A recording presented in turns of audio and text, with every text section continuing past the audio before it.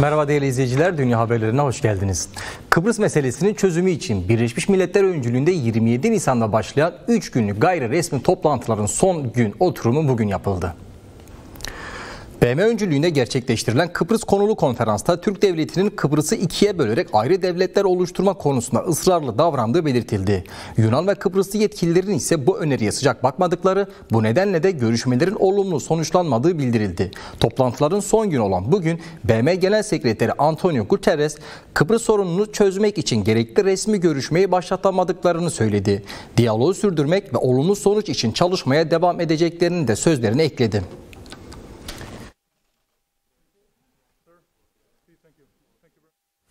Evet değerli izleyiciler, 5+1 görüşmelerinde olumlu bir sonuç çıkmadı. Çözümsüzlük devam ediyor. Kıbrıs hala işgal altında, herhangi bir çözüm yok. Şimdi bu konuyu gazeteci arkadaşımız Erem Kansoy ile konuşacağız. Merhaba Erem, hoş geldin.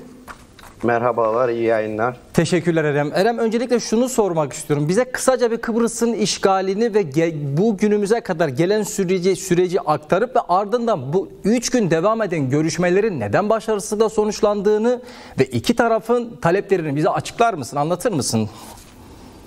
Öncelikle görüşme tarihlerinin, Kıbrıs'taki görüşmelerin tarihçesiyle başlayalım. Çok kısaca. 1968 yılında ilk görüşmeler başlamıştı.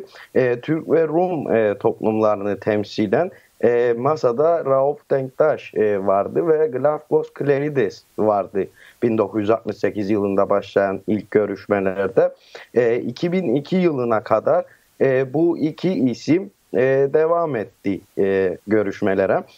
Tabii ki Rum tarafındaki birçok seçimlerde Cumhurbaşkanı isimleri değişse de Rauf Denktaş ismi Kıbrıs'ın kuzeyindeki işgal topraklarında değişmedi. Uzun soluklu bir rejim söz konusuydu. Daha sonralarında 2003 sürecine girildi. 2003'te Avrupa Birliği'ne sunulan bir öneri vardı. Anlam planı gündemdeydi, hatırlayacak olursanız. 2004, evet. 2004'te özellikle iki toplumun birleşik tanınmışlığı söz konusuydu.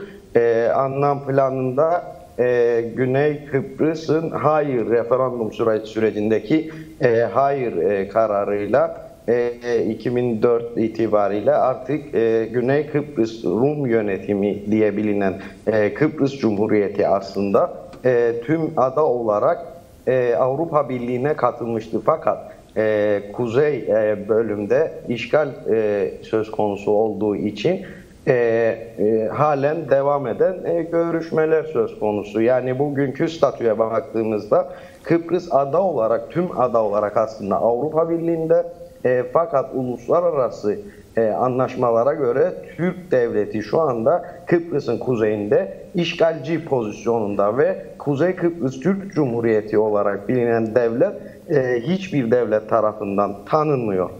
Bunu da Türkiye tarafından dahi tanınmıyor. Bunun altını çizmekte fayda var. Şimdi 1968'de başlayan bu görüşmelerin bugüne kadar devam etmesindeki en önemli sebeplerden biri özellikle Birleşmiş Milletler'in bu konudaki yoğun çalışmaları. Hemen hemen her Birleşmiş Milletler Genel Sekreteri değiştiği zaman Kıbrıs meselesinin çözümü bir hedef olarak gösteriliyor, bir amaç olarak gösteriliyor, bir vaat olarak sunuluyor. Özellikle yine Cenevre'de başlayan son 5+1 görüşmeler gayri resmi. Bunu hatırlatmakta fayda var. Evet. Gayri resmi görüşmeler tarihte yine olmuştu. Özellikle Paris'te, Londra'da, İstanbul'da yapılan gayri resmi görüşmeler vardı ve Kıbrıs'ta başkent Lefkoşa'daki gayri resmi görüşmeler aralıksız devam etmişti. Peki bu son görüşmelere baktığımızda bir mekik diplomasisinin de Akıncı döneminde, Mustafa Akıncı döneminde yoğunlaştırıldığını görmüştük. O süreçlerde Kıbrıs Türk'ü umut bulmuştu. Adada bir barış söz konusuydu. Yine Mehmet Ali Talat döneminde 2008'de başlayan görüşmeler vardı. Bu görüşmeler Kıbrıs görüşmeleri olarak isimlendirilmişti. Denktaş rejiminin zedelediği anlaşmaları yenilemek adınaydı. Çünkü 1974 yılındaki işgalin ardından yapılan birçok görüşmede İngiltere, Yunanistan, Türkiye ve yine Kıbrıs Cumhuriyeti çeşitli konularda anlaşmalara varmıştı. Bunu da hatırlatmakta fayda var. Kıbrıs'ta bir çözümsüzlük evet var. Bir işgal evet söz konusu. Fakat iki toplumun kendi arasında anlaştığı ve bu anlaşma dahilinde bu maddelerin bozulmayacağı anlaşmasının da son olarak Montpellier'inde yapılan görüşmelerde garantisinin taahhütünün aldığı anlaşma maddeleri var. Erem şunu söyledin, iki toplum anlaşıyor dedin. Sözünü böldüm, kusura bakma, fazla zamanımız yok. Şunu detaylandırmak istedim. İki toplumun birbiriyle anlaştığını ve aslında Kıbrıs'ın bir bütün olarak Avrupa Birliği üyeliğinde olduğunu belirttin. Ancak bazı uluslararası anlaşmalardan, sorunlardan kaynaklı işgal altında olduğunu, daha Türk devletinin işgal altında olduğunu söyledi. İki halk anlaşıyorsa, iki halkın birleşmesini engelleyen temel faktör, temel ülke hangisidir? Ve bunu açıkladıktan sonra bugünkü 3 günlük süren süreçteki toplantılar iki tarafın, Türk devletinin ve daha doğrusu Kıbrıs kuzey işgal altında olan Kıbrıs'taki Türk bölümünün ve Türkiye devletinin talepleriyle birlikte Güney Kıbrıs'ın ve elbette Yunanistan'ın taraflarının talepleri nelerdi? Bunu bize dillendirebilir misin? Evet, şöyle başlayalım. Özellikle iki toplum evet farklı maddelerde anlaşmalar sağlamıştır. Zaten izleyicilerimize şunu hatırlatmakta fayda var. 1974 yılındaki bölünmüşlük öncesinde 1963 olayları vardı Kıbrıs'ta. Kıbrıs bir İngiliz sömürgesiydi. Uzun yıllar bir İngiliz sömürgesi olarak da evet, yaklaşık 50 yıl. Uzun bir zaman bu. Gerçekten bir demografiyi, bir sosyal yapıyı bozacak bir süreydi. Bu süre içerisinde Kıbrıslı Türkler ve Kıbrıslı Rumlar Kıbrıslılık kimliğini ön plana koyarak Türklük, Rumluk veya herhangi bir dini kimliği, dini kurumu hiçbir şekilde ön planda tutmadan sadece Kıbrıslılığı ön planda tutarak tek devlet, tek temsiliyetle bugün o 74 yılına kadar gelmişlerdi. Peki 63'te ne olmuştu?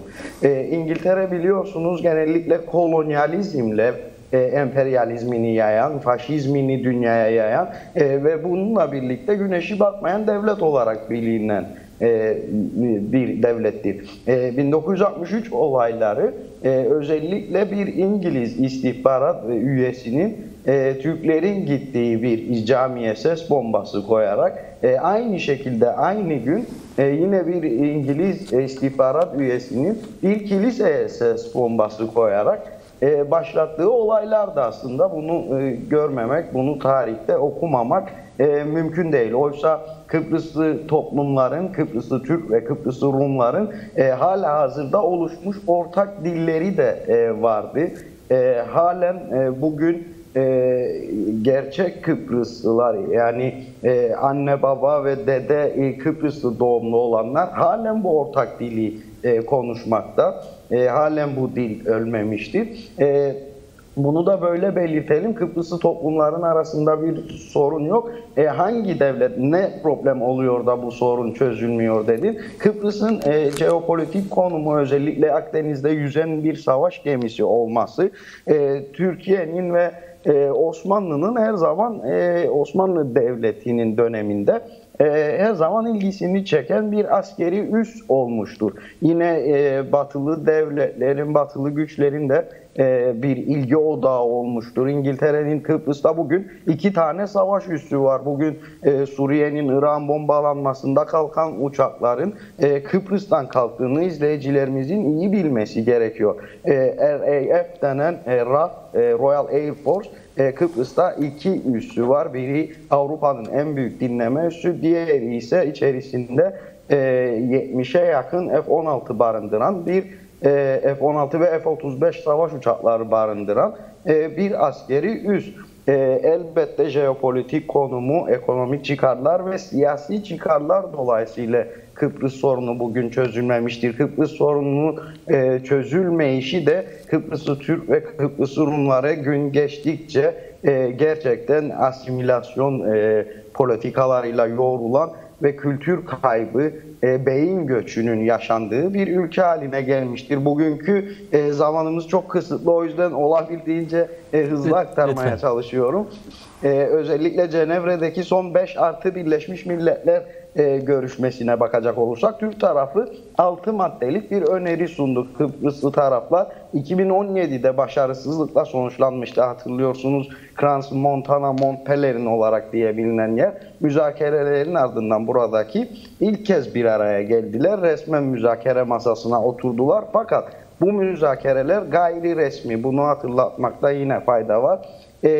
Konferansın ilk 2 gününde garantör ülkeler Türkiye, İngiltere ve Yunanistan da katıldı. Toplantıların yanı sıra ikili görüşmeler de yapıldı.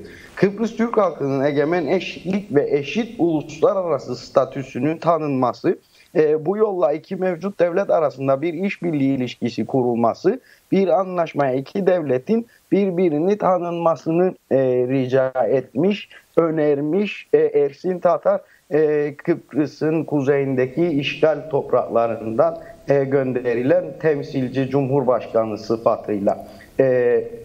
Tabii şimdi bu taleplere, bu 6 maddelik taleplere baktığımızda bu kesinlikle Türkiye'nin, Ankara'nın söylemidir. Bunun altını çizmekte fayda var. Kıbrıs Türk'ünün talepleri bunlar değildir. Hiçbir şekilde de bunlar olmamıştır. Kıbrıs Türk halkının KKTC'yi, Kıbrıs'ın kuzeyindeki devleti tanıtmak gibi bir kaygısı yoktur. Çünkü bu devlet zaten olmayan, tanınmayan, çalışmayan, tamamıyla bir şekilde insanların kendini var etmeye çalışıyor senaryosu üzerinden Türk devletinin Kıbrıs'ın kuzeyindeki asimilasyon politikalardır. Bunu anlamamız gerekiyor öncelikle.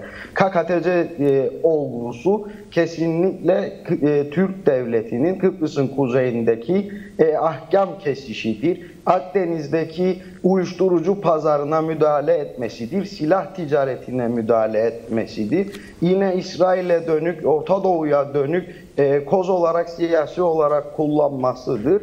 Hiçbir şekilde Kıbrıs Türk'ünü temsil eden bir devlet değildir. Eşitliğini ve tanınmasını da Kıbrıs Türk'ü istemiyor. Kıbrıs Türk'ü Kıbrıslı Rumlarla Kıbrıs Cumhuriyeti'nde tek devlet, tanınmış uluslararası tek temsiliyet istiyor. Elbette Kıbrıslı Türkler ve Kıbrıslı Rumlar demokratik konfederalizmi, Sayın Abdullah Öcalan'ın özellikle demokratik konfederalizm olgusunu tarihte yaşamışlardır. Bunu başarmışlardır. Kıbrıslı Rumlar ve Kıbrıslı Türkler aynen Rojava Anayasası'nda olduğu gibi kendi dillerinde eğitim alabiliyorlardı Kıbrıs'ta. Kendi dinlerini praktise yapabiliyorlardı.